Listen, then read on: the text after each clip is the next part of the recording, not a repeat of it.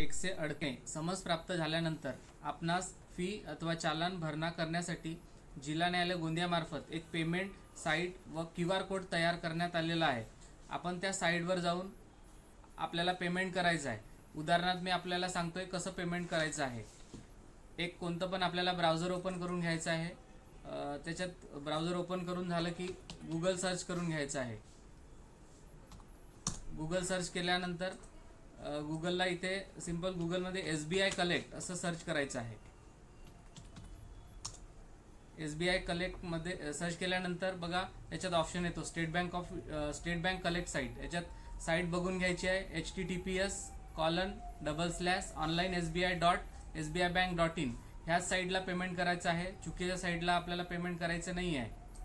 ही open झाल्यानंतर आपण बघू शकता याच्यात ही सुद्धा आपण खात्री करण्यासाठी इथे सुद्धा बघू शकता की साईट तीच आहे की नाही आहे। ही विंडो ओपन झाल्यानंतर गव्हर्नमेंट PSU किंवा कोर्ट ह्या ऑप्शनला निवडायचं आहे। हा ऑप्शन निवडल्यानंतर इथे सर्चमध्ये गोंदिया सर्च करून घ्यायचं आहे। गोंदिया सर्च केल्यानंतर बघा खाली ऑप्शन येत आहे प्रिन्सिपल डिस्ट्रिक्ट अँड सेशन जज गोंदिया। ह्या ऑप्शनला टिक करायचं आहे। ह्या ऑप्शनला टिक केल्यानंतर इथे पेमेंट कॅटेगरी ऑप्शन येईल। आपल्याला समजमध्ये ज्या न्यायालयाचा समज प्राप्त झाला आहे ते न्यायालय आपल्याला निवडायचे आहे। जसं ह्या केसमध्ये चीफ ज्युडिशियल मॅजिस्ट्रेट गोंदिया ह्या न्यायालयाकडनं आपल्याला समज प्राप्त झालेला आहे। तर मी हे न्यायालय निवडतोय। हे न्यायालय निवडल्यानंतर बघा खाली सुद्धा ते सेम न्यायालय निवडायचं आहे। हे निवडल्यानंतर आपल्याला पर्पज कसला पेमेंट भरतोय कंपाऊंडिंग सेक्शन 138 NI ॲक्ट ह्या संदर्भाने पेमेंट आहे। त्यानंतर केस टाईप सिलेक्ट करायची आहे। केस काय आहे ती आणि केस नंबर काय केस नंबर आहे ते केस टाकतोय मी। इथे केसचं वर्ष कोणतं आहे ते टाकायचं आहे। इथे नेम ऑफ कंप्लेंटच्या ठिकाणी फिर्यादीचं नाव टाकायचं आहे। जसं मी फिर्यादीचं नाव टाकलंय ABC। देन नेम ऑफ ॲक्युजमध्ये आरोपीचं नाव टाकायचं आहे। तर मी इथे आरोपीचं नाव टाकतोय। त्यानंतर जे पेमेंट करणार आहे नेम ऑफ पर्सन मेकिंग पेमेंटमध्ये जे पेमेंट करत आहेत त्यांचं नाव टाकायचं आहे। कसला पेमेंट करतोय आपण चेक अमाऊंटचा आहे किंवा कॉस्ट आहे पेनल्टी आहे अदर आहे। याच्यात मी चेक अमाऊंटचा पेमेंट करतोय। जसं चेक अमाऊंट सिलेक्ट केल्यानंतर कितीचा अमाऊंट आहे ते 1 लाखाचं अमाऊंट आहे ते मी याच्यात टाकलेलं आहे। त्यानंतर रिमार्क काही असल्यास रिमार्कमध्ये आपल्याला फिल करायचे आहे।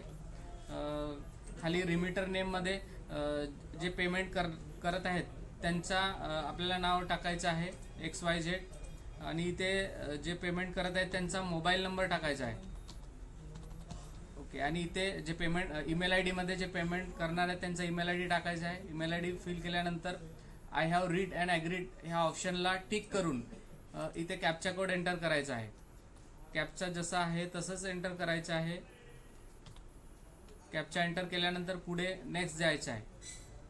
बघा हे नेक्स्ट केल्यानंतर इथे सुद्धा आपल्याला चेक करता येईल की आपण जे इन्फॉर्मेशन फिल केलेली आहे ते बरोबर आहे किंवा नाही आहे। त्यानंतर नेक्स्ट जाऊन इथे बघा ऑप्शन येत आहेत पेमेंट करताना नेट बँकिंग कार्ड पेमेंट आणि अदर पेमेंट मोड।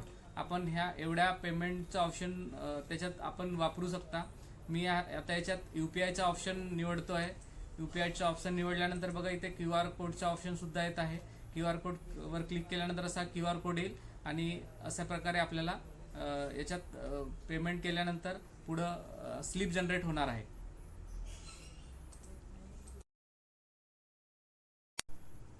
आपल्याला स्लिप जनरेट होताना दिसणार आहे।